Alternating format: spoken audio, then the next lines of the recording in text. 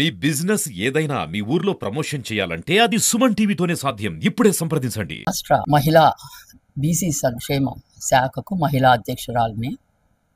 ఈరోజు సుమన్ టీవీ ద్వారా నేను నా బీసీ సోదరులకు మరియు మొత్తము రాష్ట్రంలో ఉన్న అశేష జనానికి నేను చేరువు కావాలనే ఉద్దేశంతోనే సుమన్ టీవీ ద్వారా మాట్లాడుతున్నాను. ఇంకొకసారి నా బీసీ సోదరులకు అందరికీ నా హృదయపూర్వక నమస్కారాలు. ముఖ్యంగా బీసీ సోదరులను ఎందుకు మాట్లాడుతున్నానంటే, ఈరోజు మనము బీసీ సోదరుల గురించి మాత్రమే మాట్లాడుతున్నాము. దానికి ఎవరైనా ఇది పడేటట్లయితే క్షమించండి.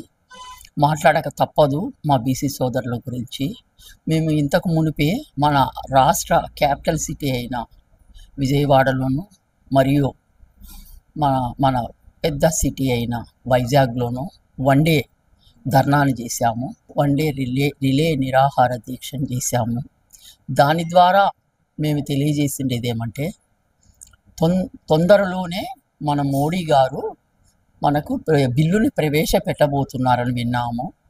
మహిళా బిల్లుని ప్రవేశపెట్టబోతున్నారని ఒక్కసారి మీడియా ద్వారా మన ప్రధానమంత్రి గారికి కూడా నా హృదయపూర్వక నమస్కారాలు. ఇన్ని రోజులకు మా మహిళల్ని గుర్తించి ఎంతో అకుంఠిత దీక్షతో బారులు తీరి నిలబడి ఓట్లు వేసేది పురుషుల కంటే మహిళలే ముఖ్యంగా. అటువంటి వారిని గుర్తించి వారికి కూడా చట్టసభల్లో పోయేదానికి అవకాశం కల్పిస్తున్న మన మోడీ గారికి, ప్రధానమంత్రి గారికి నా హృదయపూర్వక నమస్కారాలు తెలియజేస్తున్నానండి. బిల్లు ప్రవేశపెడుతున్నారు, బాగుంది. కానీ అందులో ఓబీసీ వాటా ఎంత అని అడుగుతున్నాము. ఓబీసీలకు వాళ్ళ వాటా కేటాయించకపోతే మీరు తప్పక అన్యాయం చేసిన వాళ్ళు అవుతారు బీసీలకు. ఎందుకంటే మరియు ఇంకొకసారి అగ్రవర్ణాల వారు మాత్రమే, మహిళలు మాత్రమే మీరు ఇస్తున్న 33% రిజర్వేషన్ ద్వారా వచ్చి చట్టసభల్లో కూర్చుంటారు. అది చారిత్రాత్మక తప్పిదం అవుతుందండి. ఎందుకంటే మేము బీసీలము ఎన్నో సంవత్సరాలు, ఇంచుమించు మనకు ఈ స్వతంత్రం వచ్చినప్పటి నుంచి ఓట్లు వేయడము, లీడర్లను గెలిపించడము, పోయి గ్యాలరీలో పక్కకు పోయి కూర్చోవడమే జరుగుతుంది. మాకింతవరకు చట్టసభల్లోకి మేము కూడా కాలు పెట్టి మేము కూడా పాలసీ మేకర్స్ కావాలని ప్రయత్నం చేస్తున్నాము. కానీ చాలా కష్టంగా ఉంది. ఎందుకంటే బీసీలు నిజంగానే వెనకబడిన వాళ్ళు. ఆర్థికంగా, సామాజికంగా, విద్యాపరంగా అన్ని విధాలా వెనకబడే ఉన్నాము. సో మమ్మల్ని వెనకబడిన వారిని మీరు ప్రోత్సహించి, అందులో విద్యాధికులు ఉన్నారు, కాస్త ధనమున్నవారు ఉన్నారు, బాగా సామాజిక స్పృహ కలిగిన వాళ్ళు కూడా ఉన్నారు. అట్లాంటి వాళ్లకు మీరు రిజర్వేషన్ ఇచ్చేదాని ద్వారా మమ్మల్ని కూడా చట్టసభల్లోకి ఒక్కసారి పోయి పాలసీ మేకర్స్ అయ్యి, ఎందుకంటే పాలసీ మేకర్స్ కావాలని మేము ఎందుకు ఆకాంక్షిస్తున్నామంటే, మా జాతులకు చెందిన వాళ్ళకి మేము న్యాయం చేసిన వాళ్ళం అవుతాము. చట్టసభల్లో కూర్చున్న తర్వాత మా సమస్యలని మేము అక్కడ నొక్కి ఒక్కానించి తెలియజేసే దాని ద్వారా ఎంతో కొంత న్యాయం జరుగుతుంది మా జాతులకని మేము భావిస్తున్నామండి. కాబట్టి పోయినన్ని రోజులు మేము ఓట్లు వేయడము, పక్కకు ఉండడం కాకోకుండా మమ్మల్ని కూడా చట్టసభలలో ఎమ్మెల్యేలు, ఎంపీలు అయ్యేదానికి అవకాశము, అటు ప్రధానమంత్రి గారు, ఇక్కడ తెలుగుదేశం పార్టీలో ఉన్న మా ముఖ్యమంత్రి గారు, నేను తెలుగుదేశం పార్టీకి చెందిన సీనియర్ నాయకురాలని, అయినా నేను బీసీ రాష్ట్ర మహిళా అధ్యక్షురాలుగా నేను ఈరోజు చాలా తీవ్రంగా పనిచేస్తున్నాను. అలా అని మేము ఏ పార్టీలకు వ్యతిరేకం కాదు, ఏ పార్టీలకు మేము అనుకూలము కాదు. అక్కడ కాంగ్రెస్ వాళ్ళు ఈ బీసీ మహిళా బిల్లును ప్రవేశపెట్టేదానికి తీవ్రంగా కృషి చేస్తున్నందుకు వాళ్ళకు కూడా ఈ మీడియా ద్వారా నా హృదయపూర్వక నమస్కారాలు. అలా అని ఎవరికో మద్దతు, వాళ్ళకు కానీ ఎవరికో కానీ మద్దతు తెలియజేస్తూ మేము ఈ ధర్నాలు కానీ, ఈ మా హర్తాళ్ళు కానీ, ఈ సభలు కానీ జరపడం లేదు. మా వాయిస్, మా ఆర్తనాదాలు మేము తెలియజేస్తూ సభలు పెడుతున్నాము. వన్ డే రిలే నిరాహార దీక్షలు కూడా చేస్తున్నామండి.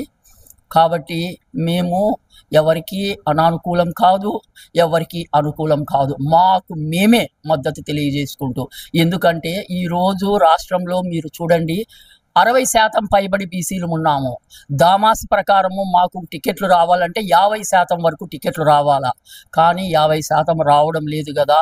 కనీసం 10% కూడా రావడం లేదు. ఈ పొద్దు సభల్లో, చట్టసభల్లో ఉన్న మా బీసీ సోదరులు ఒక్కసారి చూడండి ఎంతమంది ఉన్నారు. చాలా తక్కువ మంది ఉన్నారు, 10% ఉన్నారు. వాళ్ళు కూడా పార్టీలకి వాళ్ళు బద్దులయ్యి ఉండి బీసీల గురించి ఈ చట్టసభల్లో మా వాళ్ళు మిగిలిన వాళ్ళు వచ్చి కూర్చునే దాని గురించి మేము చేస్తున్న ఈ ధర్నాలకైతేనేమి, ఈ వన్డే రిలే నిరాహార దీక్షలకైతేనేమి పెద్ద మద్దతు వాళ్ళు తెలియజేయడం లేదండి. వాళ్ళు ఆల్రెడీ సభల్లో కూర్చున్న వాళ్ళు, చట్టసభల్లో ఉన్నవాళ్ళు మద్దతు తెలియజేసి మా కోసము కొంత వాళ్ళు కూడా వాయిస్ వినిపించి పోరాడి మాకు చట్టసభలలో మాకు కూడా 33%లో మా వాటా, ఓబీసీ వాటా ఎంత అని మేము నోరెత్తి గళాలెత్తి అరుపులు అరుస్తున్నాం కదా. మాకెందుకు వీళ్ళు మద్దతు తెలియజేయరు? మా బీసీ సోదరులు ఆల్రెడీ చట్టసభల్లో ఉన్న వాళ్ళు ఎందుకు తెలియజేయడం లేదో తెలియదండి. దయచేసి మీరు కూడా మద్దతు తెలియజేయండి.